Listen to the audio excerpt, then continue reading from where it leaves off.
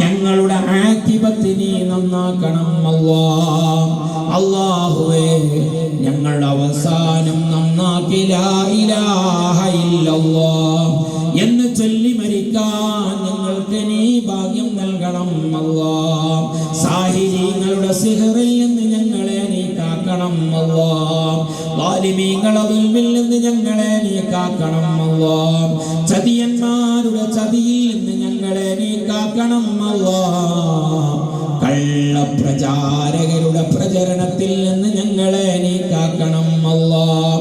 അല്ലാഹുവേ, ഈ സദസ്സ് മദീനയിലേക്ക് നീ എത്തിക്കണം അല്ലാഹ്. ഉപ്പാപ്പ മുത്ത് നബി സല്ലല്ലാഹു അലൈഹി വസല്ലമ തങ്ങൾ മദീനയിൽ വെച്ചുകൊണ്ട് തുടങ്ങിയ പ്രവർത്തനമാണ് പള്ളികളും മദ്രസകളും സ്ഥാപനങ്ങളും ദീനി സംരംഭങ്ങളും. അല്ലാഹുവേ, അതിന്റെ പാരമ്പര്യമായി ഞങ്ങൾ നടത്തുന്ന മദ്രസകൾ, പള്ളികൾ നീ കബൂലാക്കണം റഹ്മാനേ.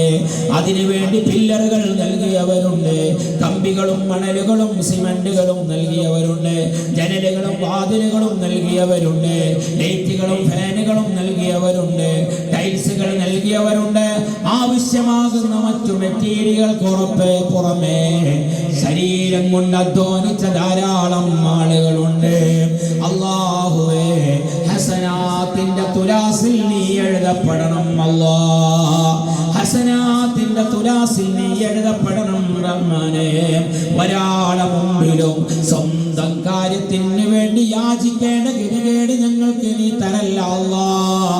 മരിക്കുന്നത് വരെ, അവസാനത്തെ ശ്വാസം വരെ നിന്റെ ദീനിന്റെ ഖാദിമാവാൻ ഞങ്ങൾക്ക് നീ തൗഫീഖ് നൽകണം അല്ലാഹ്. ഇന്റർലോക്ക് നൽകിയവരുണ്ട്. ആവശ്യമാകുന്ന മതിലുകൾക്കും മറ്റു പ്രവർത്തനങ്ങൾക്കു വേണ്ടി മുമ്പിൽ നിന്ന് എന്റെ ചെറുപ്പക്കാരുൾപ്പെടെ ഇവിടുത്തെ